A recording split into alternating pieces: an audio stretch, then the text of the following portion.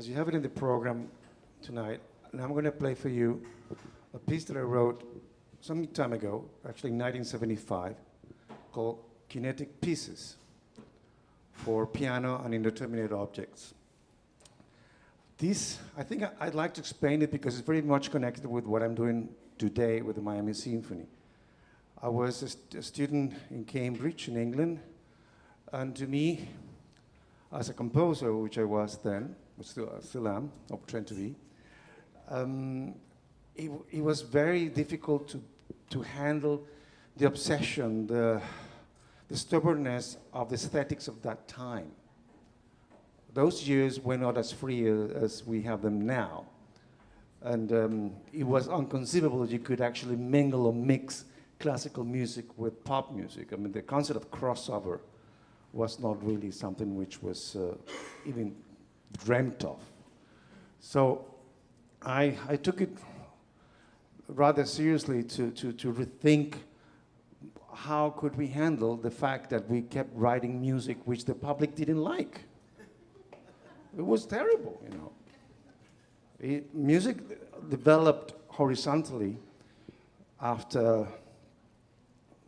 well, throughout the years, but especially after Wagner. Wagner meant the divorce from tonality, or the beginning of divorce from tonality, and it was taken over by many other composers. Schoenberg took it over, and they devised the concept of 12-tone music and polytonality, and the 50s were very difficult years for orchestras, performers, and of course, most of all for the audience. Because the art developed horizontally as well, but also vertically. And of course, it's much easier for you to have something that comes through the eyes than something that comes through the ears. I'm sure you're not going to have the Guernica in your bedroom. For sure you will not sleep with the Guernica, right?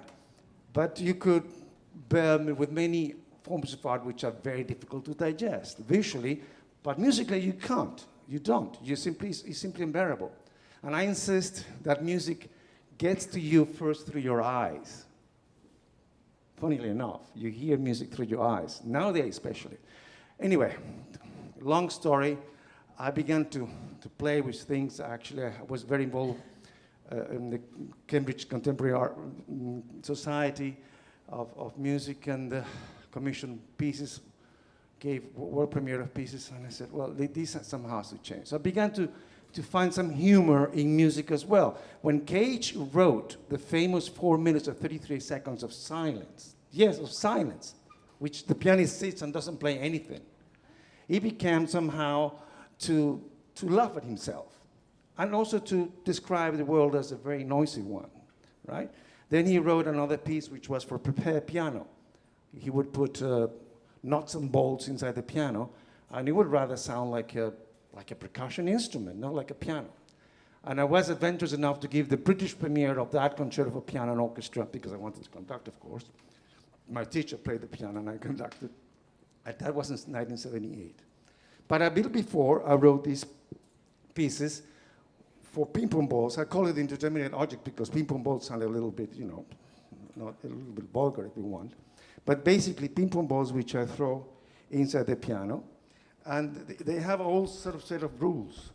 And this is the actual original score, and I had to throw the balls from one place to another and then back. But today, what I'm going to show you, I'm not going to play it all because it will take me a good half an hour to 40 minutes to play it all. But it's to show you what would the new one which I devised, which would be in fact the world premiere if I play it all. But between you and me, I don't think I will play it in public again. It's just, again, it's more of a positioning music as an expression of what we could be doing, and not very serious. But again, I do it with total seriousness. I really mean it. It's not a joke. I'm very conscientious about it. So here I have sets of balls, one ball in white, then two balls in this color, which you could call it kind of pinkish, three balls in green, 5 in yellow, 8 balls in red, and 13 balls in white.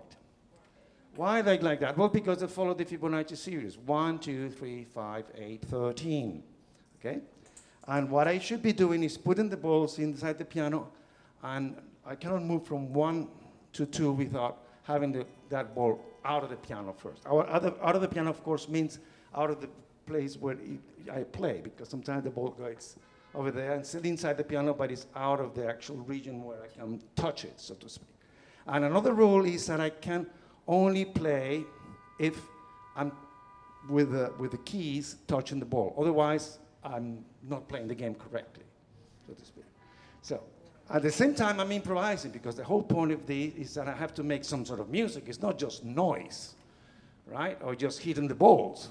No, my challenge is to make some sort of creative improvisation at the same time. With the balls, yes, yes, you got it right. So here we go. I don't think I will get to the 13 balls, but we'll get somewhere where you have a feeling about it. Oh yes, you have the camera there, great.